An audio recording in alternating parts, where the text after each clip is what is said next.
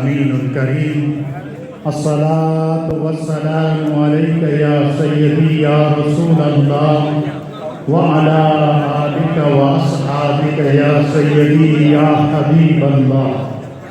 حمد و صلاة کے بعد نہایت ہی محترم و محترم سلسلہ عالیہ نقش بندیہ اسلمیہ مجددیہ کی بہار حضرت خواجہ خواجگاں صوفی ریاض احمد اسلمی صاحب اور حضرت خواجہ صوفی محمد اصغر اسلمی نقش بندی مجددی صاحب، خلفائے کرام، اہل فکر و دانش، آج ہم سب کے لیے فخر و انبساط کا موقع ہے کہ ہر سال سے بڑھ کر بولٹن کی سرزمین پر جشن بہاراں کا جو خوبصورت اہتمام اور انتظام ہوتا ہے اس کی قبولیت کا آج دن ہے، اور اس کی سب سے بڑی وجہ یہ ہے کہ ہمارا جلوس جو ہر سال یہاں سے نکلتا ہے گھوم کر آج جلوس اس مقام پر پہنچا ہے کہ آج 12 ربیع الاول آج آقا علیہ السلام کا یوم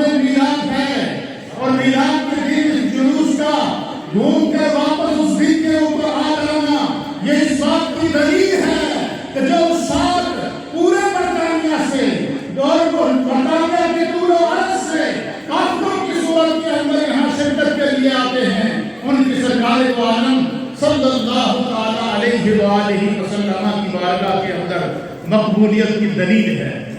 میں بولٹن کے علماء کی جانب سے، ائمہ کی جانب سے، دور دراز سے جو قافلے لندن سے، پیٹربرا سے، برمنگھم سے اور جہاں جہاں سے خلفائے کرام کی قیادت میں یہاں چل کر آئے ہیں، ہم صمیم قلب سے آپ کو ویلکم کہتے ہیں، خوش آمدید کہتے ہیں۔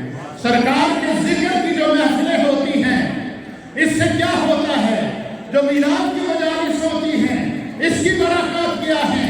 جب جلوس نکالے جاتے ہیں اس کے فائدے کیا ہیں؟ اس کے لیے صرف ایک بات آپ کی گوشگزار کرتا ہوں۔ حضرت علامہ ابن عامرین شامی رحمۃ اللہ تعالیٰ علیہ لکھتے ہیں کہ جو میلاد کا جلوس نکالا جاتا ہے، میلاد کا جلسہ ہوتا ہے، میلاد کا اجتماع ہوتا ہے، اس میں ذکر رسول ہوتا ہے، اس میں درود سلام پڑھا جاتا ہے، اس میں حضور علیہ السلام کے فضائل اور مناقب کو بیان کیا جاتا ہے، نبی علیہ السلام کی سیرت کو بیان کیا جاتا ہے، اور اس پورے بیان اور اہتمام کا مقصد ہوتا ہے نبی پاک کی امت کے اندر رسول اللہ کی محبت کو پیدا کیا جائے۔ ان جلوسوں سے، ان اجتماعات سے رسول اللہ کی محبت بھی ان کے اندر پیدا ہوتی ہے۔ فرماتے ہیں اس کا دوسرا فائدہ یہ ہے کہ ان اجتماعات کے ذریعے رسول اللہ کی عزت اور توقیر اور تعظیم امت کے دلوں کے اندر پیدا ہوتی ہے، اور رسول اللہ کی تعظیم اور توقیر یہ بھی مطلوب قرآن ہے، رسول اللہ کی محبت بھی مطلوب قرآن ہے، رسول اللہ سے عشق بھی مطلوب قرآن ہے۔ پتہ چلا نبی کے نام کا اجتماع کرنا، نبی کے نام پر جلوس نکالنا اور نبی کے نام پر اجتماعات کرنا یہ سنت الہیہ ہے۔ سبحان اللہ۔ اللہ تعالیٰ نے اپنے محبوب کے فضائل و مناقب کو کہیں یا ایھا المزمل کہہ کر کے بیان فرمایا، کہیں یا ایھا المدثر کہہ کر کے بیان فرمایا، کہیں وما ارسلناک الا رحمۃ للعالمین کہہ کر کے بیان فرمایا، کہیں قد جاءکم من اللہ نور و کتاب مبین کہہ کر کے بیان فرمایا۔ جب رب محبوب کے فضائل بیان کرتا ہے تو دنیا میں کوئی رسول اللہ کا ذکر کرے گا تو اس کا اپنا ذکر بلند ہوگا، اس کی اپنی زبان پاک ہوگی، اس کی اپنی زندگی کے اندر پاکیزگی آئے گی۔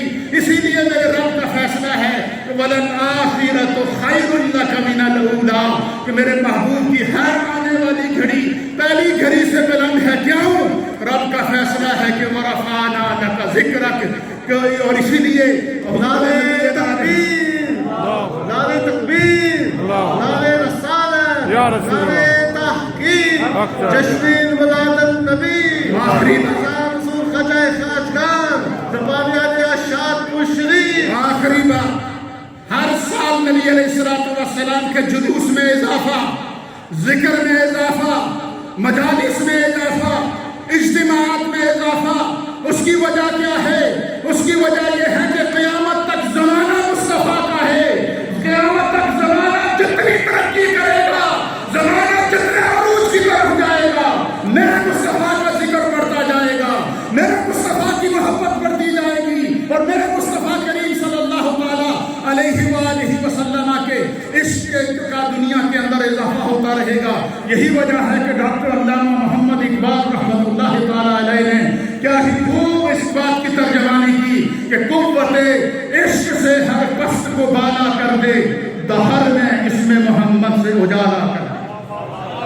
آتنا في الدنيا حسنة وفي الآخرة حسنة وقنا عذاب النار. اللهم صل على سيدنا ومولانا محمد وعلى آل سيدنا ومولانا محمد صلاة تنجينا بها من جميع الأهوال والآفات وتقضي لنا بها جميع الحاجات وتطهرنا بها من جميع السيئات وترفعنا بها عندك أعلى الدرجات وتبلغنا بها أقصى الغايات من جميع الخيرات في الحياة وبعد الممات، إنك على كل شيء قدير. يا رب بالمصطفى بلغ مقاصدنا واغفر لنا ما مضى يا واسع الكرم. يا الله يا رحمن يا رحيم يا أرحم الراحمين. سبحان ربك رب العزة عما يصفون وسلام على المرسلين والحمد لله رب العالمين. وصلى الله تعالى على حبيبه محمد وآله وصحبه أجمعين برحمتك يا رب.